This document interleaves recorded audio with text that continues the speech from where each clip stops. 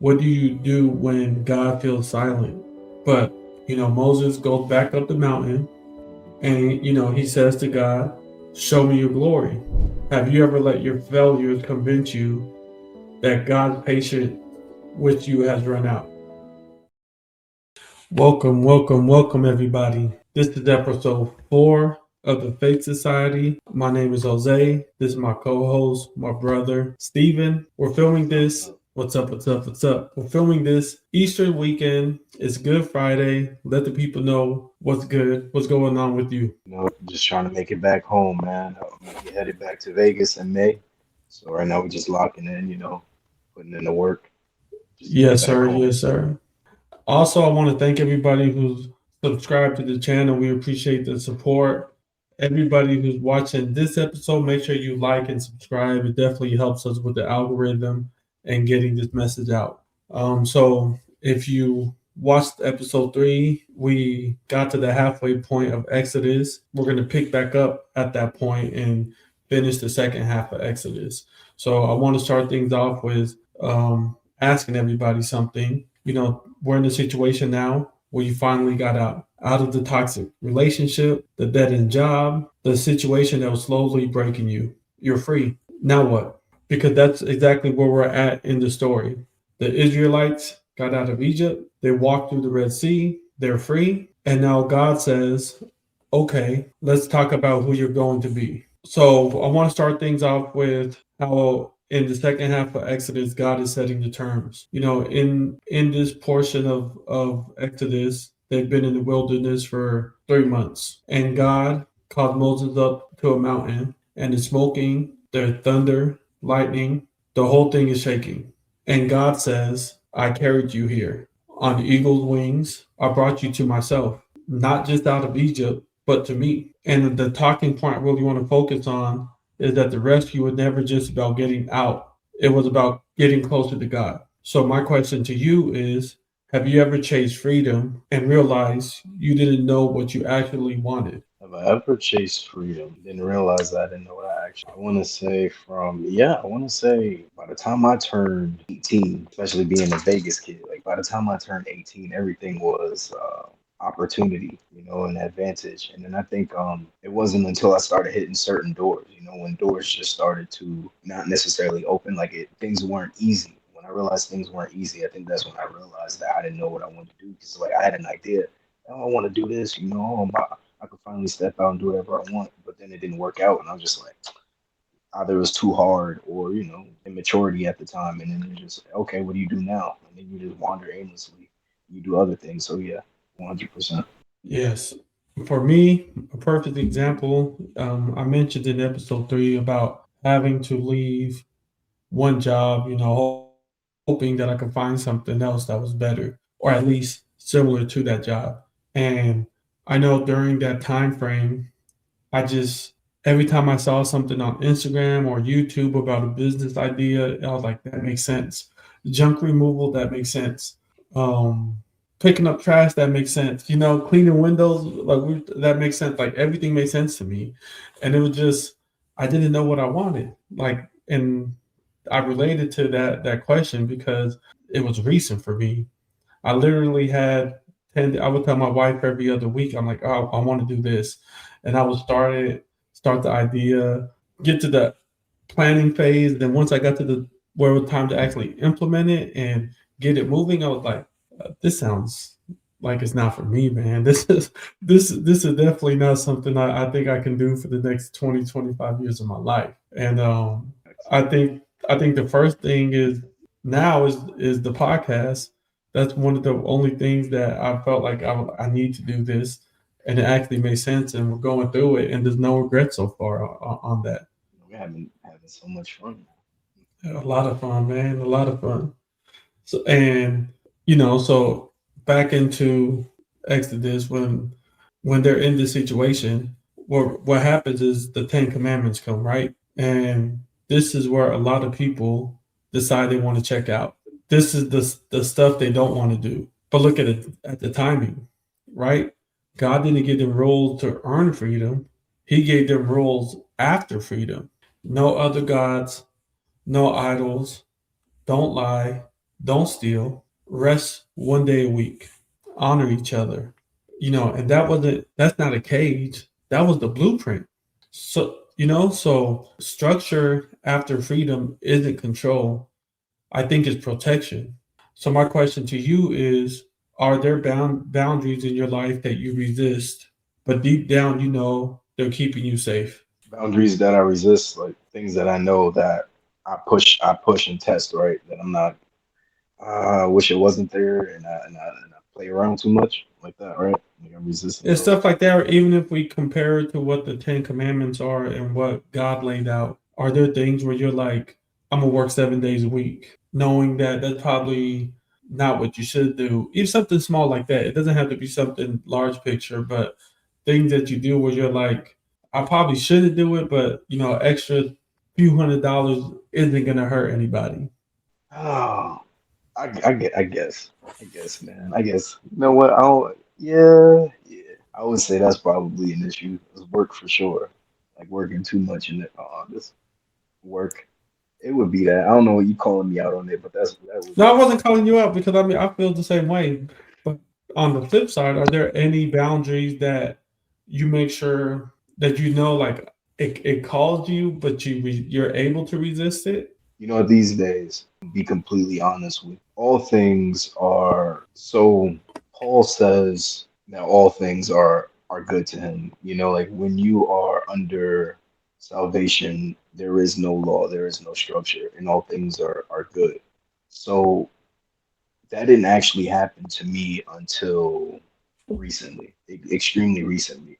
I want to say when I was a year ago, 2 years ago, I was very religious. You know what I mean? Like every step, every procedure, and things that I did was very tied to the fact is that a man set up a structure, and I wanted to follow that structure. And once I got out of that structure that man set up, and I'm saying man as in people, not not anything rooted in something that was built. A man will set up a structure and say that, hey, you follow this blueprint, male or female. I said just man. I'm just saying man as in man, and I would find myself heavily convicted when I didn't follow a certain structure by a man that was drawn to me. Now these days that I am out from under certain bondages, I'll be honest with you, the freedom and the fulfillment and the enjoyment, it kind of makes it seem like I'm free. I'm free, I'm free to express and be whatever I want to be. And I want to say is like sin. You know what I mean? Like sin, the Ten Commandments. It's almost just you don't go against it. You don't go against it. So when the question that you're asking me is like, hey, is there any limits that protect me? The thing is that I think after so many years of walking, there it's nothing, man. There's nothing but complete freedom here, man. I can't even. I'm not gonna sit here and lie to you and say that there's anything that I'm just like, oh, I shouldn't, or this is protecting me. These days, maybe I'm looking out for other people, you know, more so. If anything, there's one thing I will say. Okay, I'll give you a legitimate answer because I'm thinking of other people and not thinking of myself, right? Because myself is free. But Paul does say this and everything, and I'm sorry for going on so much because I'm trying to even find it from a saint's perspective. But Paul says this: I can do anything I want.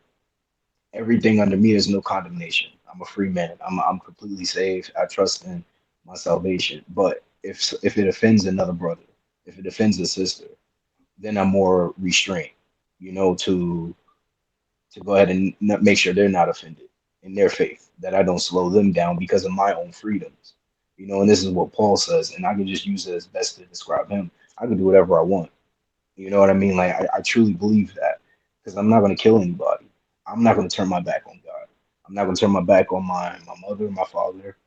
I'm not going to steal. I'm not going to lie and cheat, and I'm not going to covet another man's, and I'm not going to commit adultery. You know what I mean? So outside of the Ten Commandments, but if it does offend somebody else, then I'm more apt to go ahead and be like, hey, let me chill. Let me not do that because I don't want to offend a brother. I think that's the most important thing. Somebody else doesn't like it, I won't do it. Yeah, no, that's good. I think for me, I think recent is how I mentioned. That's why I mentioned it. I wasn't. taking a shot at you. I was saying for me, like Nah, rest one nah. day. No, That was I'm a just hard. saying, No, that's a hard no, question because yeah, bro, it's always a hard question because it's like, yeah, it is. That's also, and that for me was the rest one day a week because, especially now, with school, with work, Monday through Friday, if I go to work and then if I try to go to the gym right after work, by the time I get home, it's like 3 o'clock, maybe between 3 and 4. And my son, he goes to sleep by between 7 and 8. So Monday through Friday, I'm lucky if I see him 3 hours out of the day before he goes to sleep. So if I'm gone Saturday and Sunday, like you know, I'm already a part-time father Monday through Friday. So Saturday, Sunday, I'm gonna see him. If I'm working, I might see him same way, right? I might only see him half a day. So I definitely, and it's been harder recently because I'm like, I just gotta get back into saving some money up, building the savings fund back up. But that's definitely something that I feel like it's protection, right? It keeps me safe because it helps me build that bond with my son. So that's one I resonated with. Moving on, we get into like Exodus 32, if you want to read along with us, and in this situation where they're at, when Moses goes up that mountain and God is talking to him. 40 days pass, and the people at the bottom, they can't wait. They can't handle the silence, so they take their gold earrings, they melt them down, they build a golden calf, then they say, these are the gods who saved us. And I think this is, what you reach for in the waiting says everything about where your trust actually is. And so my question to you is, what do you do when God feels silent? What do you fill that space with? And I want to piggyback off of what you said in episode 3. And I think this is the perfect follow up to that as we move through our conversation of Exodus.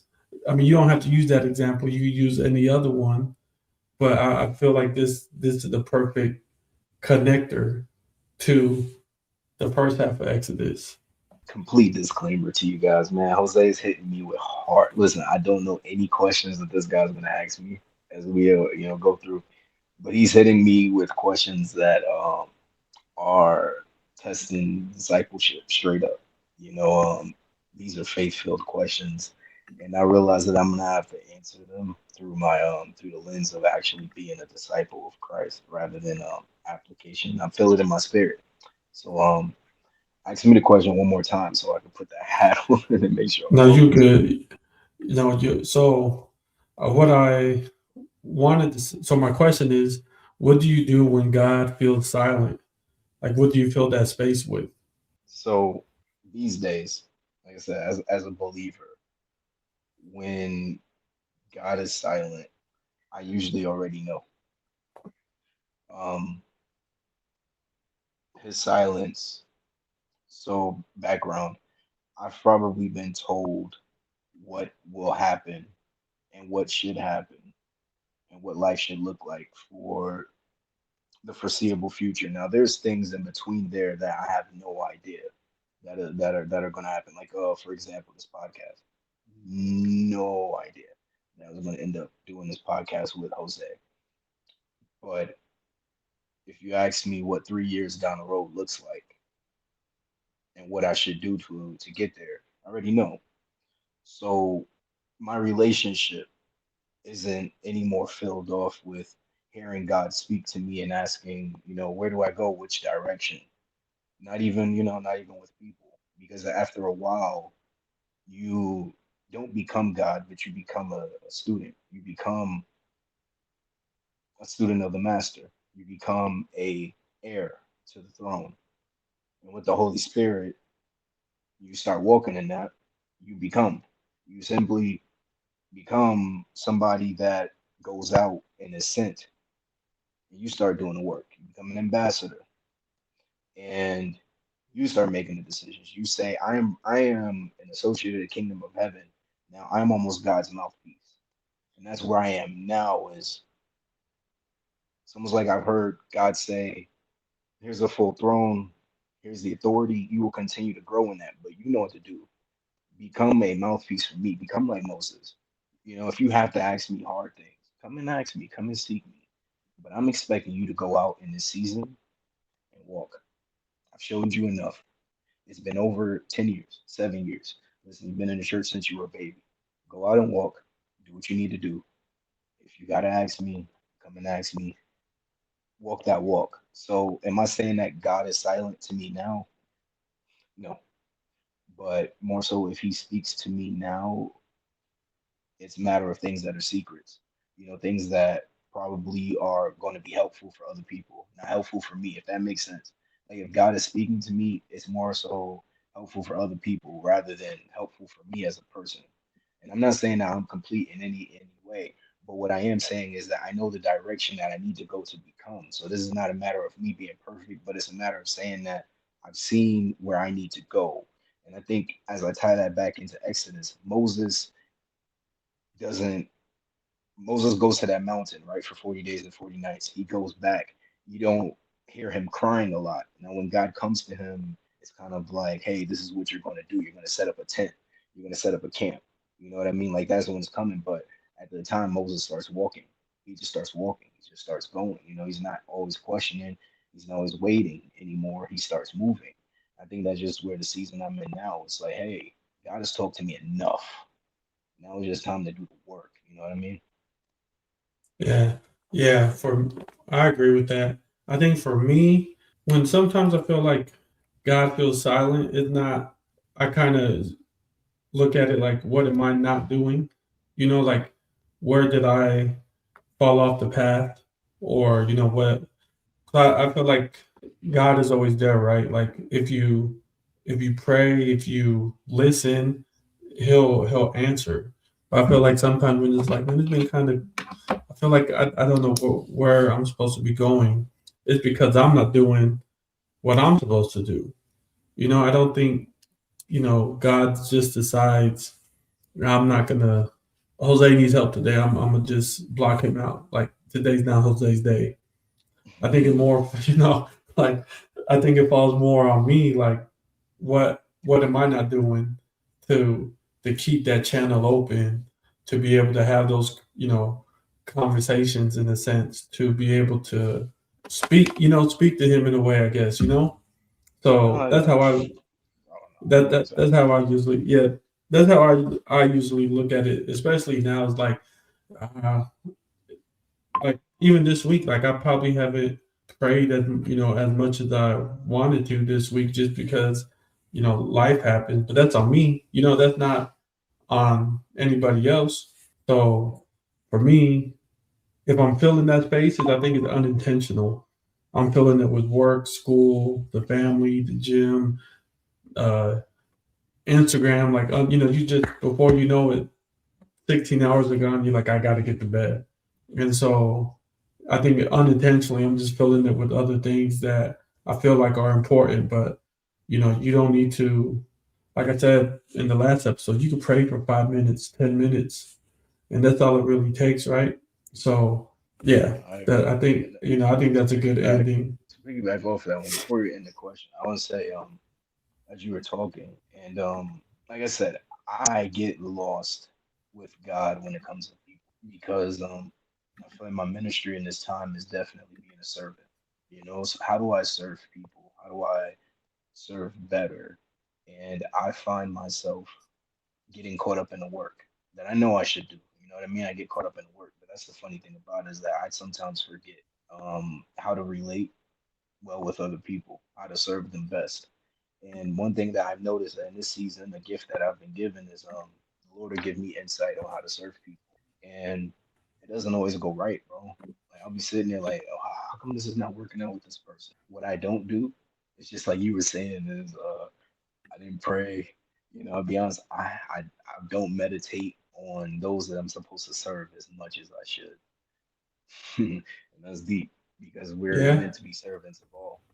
You know, it says Yeah. Jesus says literally, if you want to be the greatest in God's kingdom, serve, be the least of these, wash feet. No, that's yeah, 100%. And I think that that's a perfect segue as we continue into Exodus, and we're still reading it. And to me, this is what hits different about that golden calf that they made, right? That gold, God had given it to them when they had left Egypt. The Egyptians handed them silver and gold and clothing, God's provision, and then they used it to build an idol. And I think this is something that we do all the time. We take the gifts that God gave us, the talent, the time, the relationships, and we redirect them towards something that was never meant to carry that weight. So, my question is there something in your life that started as a gift and quietly became something you trust more than God? I want to say, I think one of the gifts that I've received from God that I used and abused in my own way is a bit of charisma and affection, and I use that to chase after lust. I use that for women. I use those gifts, the gifts that God gave me, and I wasted a lot of time, hurt a lot of women. You know, even a relationship with my wife. Like even pursuing that and everything. It was almost like it was so easy. Why? Because I was gifted. I was very charismatic person, and very affectionate. Can say the right things. So it's like boom, snap of a finger, and knowing those things, I use them 100%. Use them in a way that would serve my flesh, which was getting exactly what I wanted, and that was not probably was definitely not meant for me to have because we're not supposed to lust and look. Yep.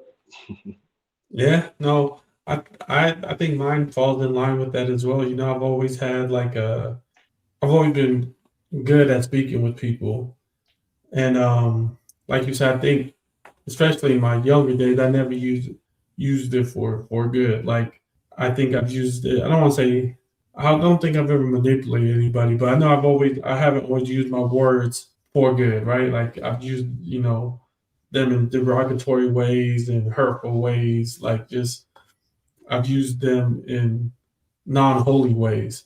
So I feel like with this with this podcast is specifically like it's a way for you, like you said, for you and myself, like to use our gifts for good, right? To put good back into the world, to put good conversations into the world, and um, but yeah, for sure, 100%. I know, like I said, I've said I don't want to say I've never said anything crazy, but I've definitely was a trash talker back in my day. So I think that's a good segue as we continue our journey into Exodus. So we're at this point where they're failing, right? And it's not something small; it's massive. And after turning their backs on God and just not being patient, you would expect Him to be done with them. But Moses goes back up the mountain, Mhm. and he says to God, "Show me your glory." You know, don't give me an explanation. Don't tell me why. Just show me who you are. And God says, I am compassionate, I'm gracious, I'm slow to anger, I'm abounding in love, I'm forgiving, and even after the betrayal, even after creating idols, after everything, God says, this is who I am. So in this situation, God defines his own glory as mercy, not wrath, not power, but mercy. So my question to you is, have you ever let your failures convince you that God's patience with you has run out?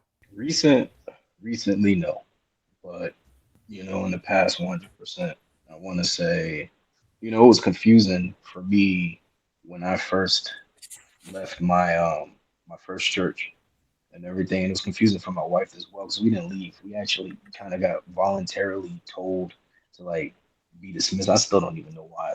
What the answer I was given was this church is too big for you, you know. But when things like that happen, and I want to say there were situations that I could have done better and everything, especially with that first pastor and everything, the one who discipled me. You start looking like, oh man, you know, did I mess up? Did I fail? You know, but then like you were just saying, God shows His mercy and His compassion, and you know He restores. He even restored that relationship, you know, to a point to where it was able to work out. So yeah, you know, you definitely feel let down. But my recent failures these days, even with my last one, like everybody, you know, if you don't know my story and everything, you know, lost wife, lost house, went homeless and everything. Not one time did I ever feel like, oh man, I failed, and you know, I just messed this all up. Don't know where to go. But in the past, yes, but recently now, Yeah, I think for me, for sure, for sure in the past. Recently, like I said, like this last year was a season of struggle, but I did always feel like, God was there. Definitely. Like I always felt like there was a lifeline being thrown, like just jump to, like, trying to cross a river and just jump onto the next rock. Like it wasn't a bridge was built for me. It was just like, I'm gonna here's another rock, jump onto this one, and then you got to work your way across the river. But I never felt like I'm done. I don't know how it's gonna work. It's like, but for sure in the past, like you said, like there's been situations where I'm just like what else when I yeah, just what else can happen? Like the worst has happened, and I'm just like I'm rock bottom. I don't know what he wants from me at this point. So for sure, there's been a lot of things. I can't think of any off the top of my head, especially recently. Like I said, I think recently I've been blessed. Like I've been lucky to be here at least, my head above water. So I'm blessed. But in the like past, I there's, could I think of a gotta, few stories, bro. I could think of a few stories, but you know, it's like yeah, we're here now. You know what I mean? Like for sure. yeah, no, I remember for my sure. car. I think I told you about that, or I think I told we were talking about that on a previous episode where I told you my car situation. Or did I tell you that where I spent like $3,000, bro, and then the car didn't even work out anymore? It was just like, okay, I'm gonna tell you that story real quick. Okay, so I'll fully tell it in detail. So you know, this is my marriage season. My car broke down, bro, and it was the only car that you have. Now you got kids, can't travel, whatever. So I spent the money to get it fixed, and then it broke down again. And I was like, no, I'm not spending the money anymore. But then I didn't have any money, you know, and I had to have a car. So I actually had to go. You know, now you're like, what do you do? You know what I mean? It's like, okay, I made a mistake and everything. And what do you do? Now this is God's hand, man. God is so merciful.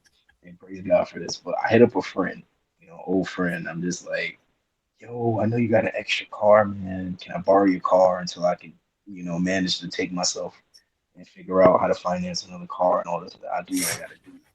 My buddy's like, okay, so rewind a little bit. He asked me, I can't remember what was going on. Something might have happened to my car already, but this was a church friend. He had asked me, he's like, hey man, do you need a car or something like that? Like, yeah, if you ever need to use the car, let me know. So that's why I asked him because it was random. It was a random thing he said to me. He was just like, "Hey man, if you ever need to use the car, just let me know. If you ever need help with the car." I'm like, "Man, I got a car. What you asking me that for?" You know. But at the time, so I ended up needing to use his car, and I hit him up. I'm like, "Hey man, I need to use that car, bro." So he's like, "Hey man, come by, come get the car, come get the car." This man ends up handing me the keys and the title, bro. It was just like, "Hey, it's That's yours now." crazy. That's no, So it's just that's crazy. like you talk about humility, man. You talk about humility and having something I put in my book too, right there. It's like, yo, Yeah, your friends will hook you up, man. And that was I wouldn't have known what to do without God because the part of the reason why he asked me that the first time because he said he felt in his heart that he was meant to give me his car. And that's that's what he said. crazy. He said, "Hey man, something." He said when by the time I needed the car and like my car finally, you know, went, he told me is that, "Hey man, I know God told me that I needed to give you this car, but you already had a car. That's why I asked you that one time. He's like, "How does this work out? How am I going to give Steven this car? He clearly has a car, and he's like rejecting me." Literally weeks later, you know what I mean? So Yeah, that's crazy. That's crazy. That's dope. that's just God being in there, even in our mistakes, failures, and maybe it's not even a failure, but maybe it's just life just happening. God is right there too. You never know. Yeah, and I think that's a perfect segue into what I want to talk about next with Exodus, and we're moving into it a little bit more, and now the people are being asked to build a tabernacle, you know, God's dwelling place, and they're bringing so many offerings that it gets to the point where Moses has to tell them stop, like you given enough, and then they build it plank by plank, curtain by curtain, exactly as God commanded.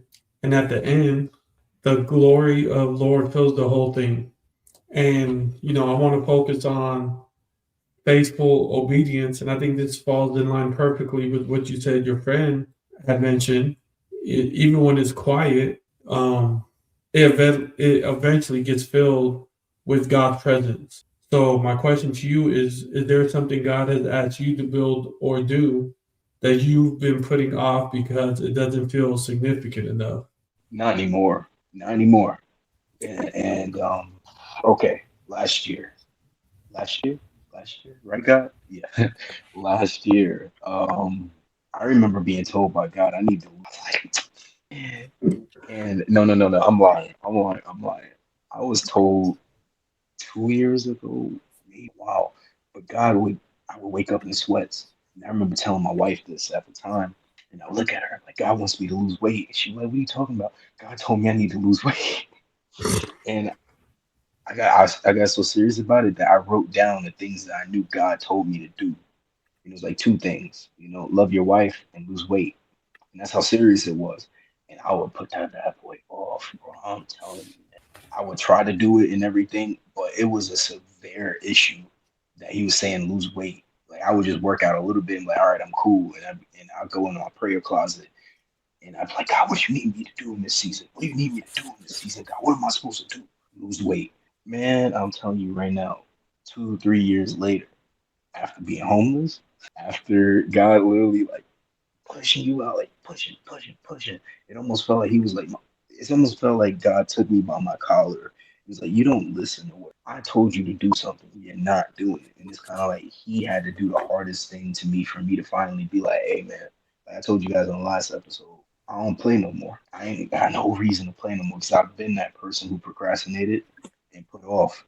And by my story, I had to write a book just to say, it's like, hey, all those red signs that I seen and everything, I'm telling you right now, I put off a lot of stuff because it just didn't seem important, even though I know God was saying it. And now, like I said, I would not do that again. I wouldn't do it again. It hurts. It hurts because He will humble you, just like Jonah. Everybody know his story. He got swallowed by a whale. Yeah, no, I think for me, the most recent, and I'm pretty sure I mentioned this in one of the other episodes, is starting the podcast, man. And I think this was before I started back working like my union job when I came back to Vegas. But I remember like it was just sitting heavy on me for the podcast, and I was like, like wait and see. And I told you the actual story of when it was really like this is what you need to do. Like I woke up, I was doing like Amazon Flex on the side to try and bring just bring in a little bit of money, and like when it was really hitting me, like one day I woke up like 3 o'clock in the morning, like, hey, all right, let's go do this. And like I'm getting ready, stubbed my toe on the side of the bed frame, dislocated, had my wife tried to pop it back in, and I think it was broken too in my little pinky toe. And I'm like, all right, I'm not gonna go out today. And then the next day, if I don't know how many of you have ever been to Vegas, but it doesn't rain a lot. But this day There is we go. raining. I was waiting for This this. this day is raining like crazy, and this just happened like what, a month ago, right? Like we just started the podcast within the last month. It's like right before we start. Yeah. So Same thing. I wake up 3, 4 o'clock in the morning. It's raining like crazy. They have a crazy amount of surges because of the rain, and I'm like, I'm gonna go get this money. So limping, like my foot still hurts. I go downstairs. I'm driving to the Amazon warehouse in the rain, and just just like Noah, I turned my car into a boat ship and drive into floodwater. Don't even see it. 3 o'clock in the morning, it's dark.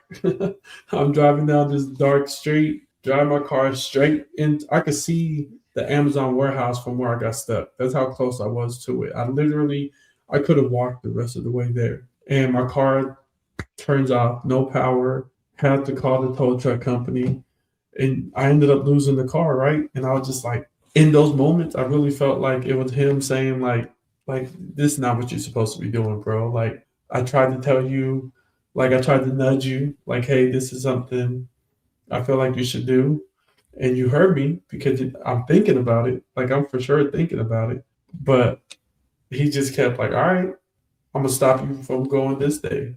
And then the next day, like, oh, you really testing me? All right, you're gonna drive straight into water. Like you're not gonna be able to do anything anymore. Like Facts. so so and like I said, I definitely didn't feel like it was significant enough.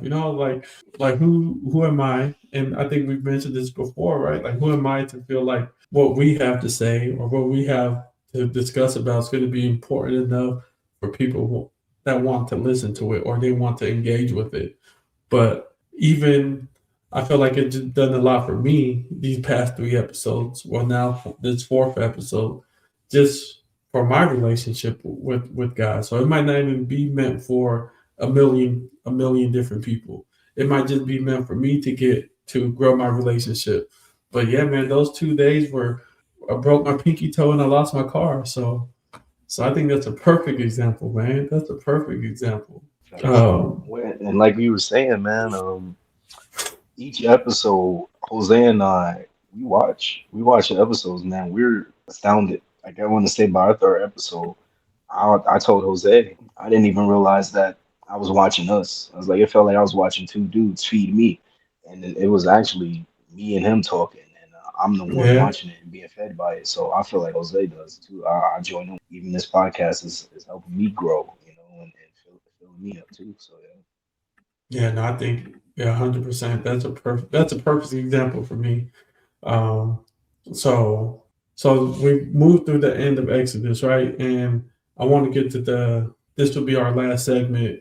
And I want to ask you, and then also anybody who watches this to think about it. You can comment in the comment section, or just discuss it with your family at home. We've all been free now for a while. We've been free from that thing, that person, that old version of yourself. But if you're honest, are you building something with that freedom? Or are you just not in Egypt anymore? Because freedom isn't the destination, it's the starting line. So, my question is, what are you building? Um, let's see.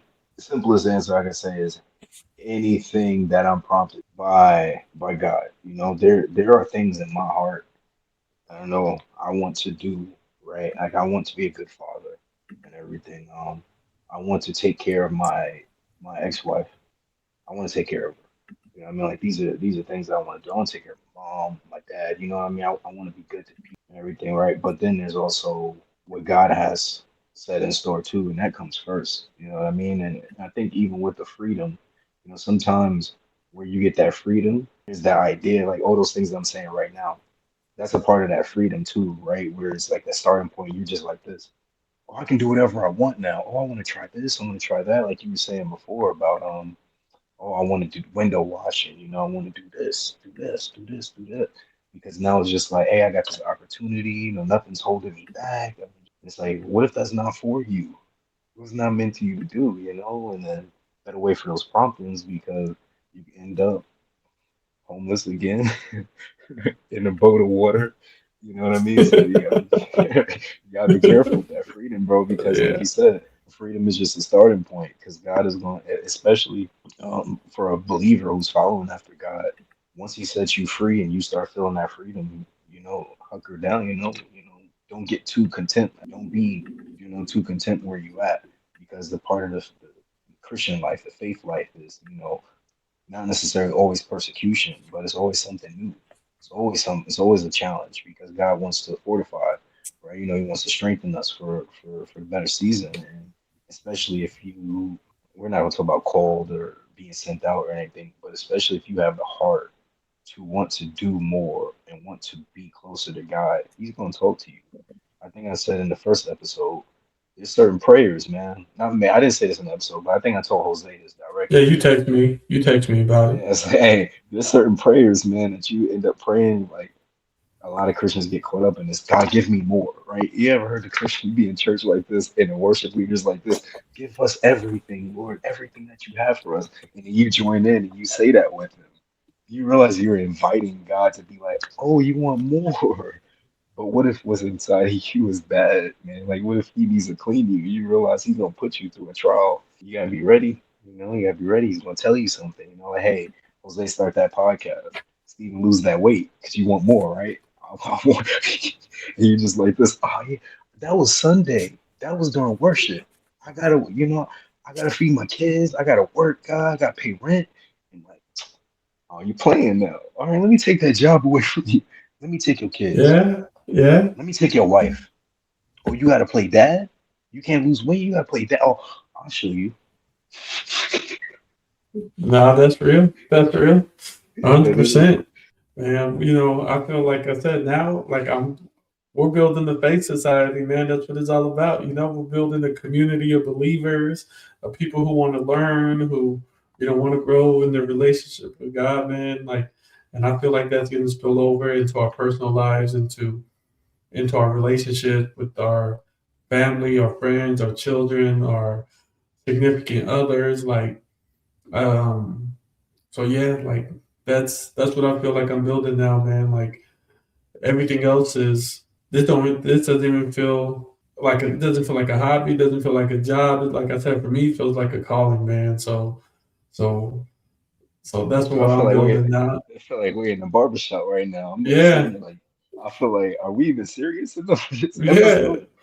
yeah. Like that's what we're building here, man. But it because and I've said that, like I said, every episode, like um, this stuff relates, man. It relates so much to everything happening, and I just decided I felt like it made sense to just start with the beginning and build upon that. But it resonates even in the Old Testament, like it resonates with everything in my personal life right now. Like I'm not gonna even say with other people or anything like that, but all this stuff is just you could tie it to something that you've been in a situation you've been in, and I think that's what's dope about it. And I think that us talking about our personal experiences gives other people the opportunity to maybe they didn't realize like, oh, I was in this type of situation, and yeah, like I could relate that to what Moses went through, or what this other person went through, and that's what I think is dope about it, man. And like I said, it's been eye opening for me because when I read this stuff and then we start discussing it, even you're like, oh, like I know he's gonna talk about losing his car. Like I could see the look on your face. Like I could see the look on I your was face waiting when for it.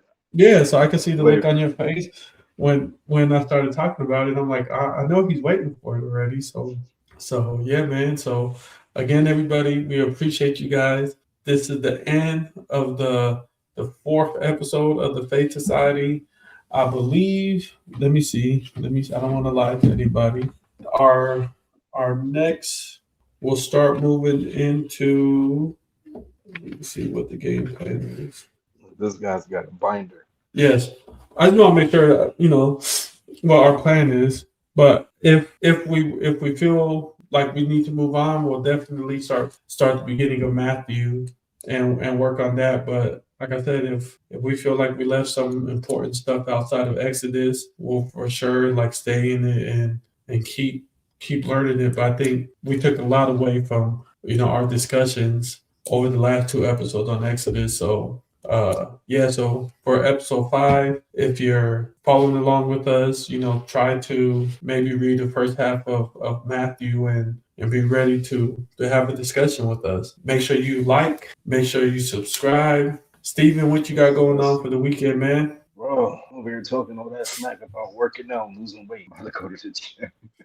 I'm just Yeah, working, go to the gym, man, because like I said, I think what I was saying in the last episode, was it the last episode? I said the episode before where it was 2 something in the morning in my time, and I was just like, bro, I'm going to yeah. because I think that was last episode. right, and So, I'm gonna say the same exact thing because consistency, right? Because God told me to do something, you know what I mean? And I'm glad that we actually got to bring that up because I don't feel like I emphasized that a part of me losing that weight, that's actually a commandment 2 to 3 years ago that I heard God say was like, hey, you need to lose weight. And it wasn't because I was fat or anything like that. It yeah, was more so like I was saying before, I've got something planned for you to where I need you to move a certain way. I need you to be a certain type of person that I'm calling you out to be. And the longer you delay it, yeah. No, that's dope, man. Yeah, and I think, like I said, like we got a lot of good things coming. I want to do some type of giveaway just to, show our appreciation for our followers and everybody who's watching. But Steven and I will, talk about that and discuss something. I got an idea, but we'll discuss it and we'll let you guys know as soon as we know. So we'll wrap it up. Steven, if you want to send this out, man, give us a good prayer to end this. for sure, for sure. And just piggybacking off our subscribers and giving away stuff. I just want to say thank you guys for subscribing for sure, for liking the videos. And I think we're at 30 already right now. Right Mm-hmm, as of mm-hmm. today, right? Yeah, man, we're sitting that's strong for us, you know. I think even Jose and I were talking, it's like we were only expecting to be at maybe like 10 or 15 at this point in time now, just based off of the way we were moving. And we've just been watching you guys show us support and continue to do that for us, continue to show up for us and everything because as you can see, we're just trying to share the love. So I just want to thank you guys. Without further ado, it's just bow our heads, open our hearts, open our ears to whatever the Lord has. And Father God, you're everything. Your kingdom come, your will be done. My brother Jose, for just keeping strong. I think him for the work that he's doing, for the editing and the time he's putting on the YouTube channel, Lord. Thank you for allowing our minds to show up. Thank you for the peace that we have here. Thank you for the equipment working right. We just give you all the glory. Thank you for our subscribers. Thank you for our new viewers. And for those that you are sending us here, we don't even put a number on it. We just hope that it keeps on abounding and growing. And I just ask that you bless this night and bless the remainder of the day for Jose, even for myself, and just going on into Sunday and ending the week on a great rest day. And these things we pray in the name of the Messiah, the Father, the Son, and the Spirit. Jesus, thank you. Amen. Man, we'll see y'all next week.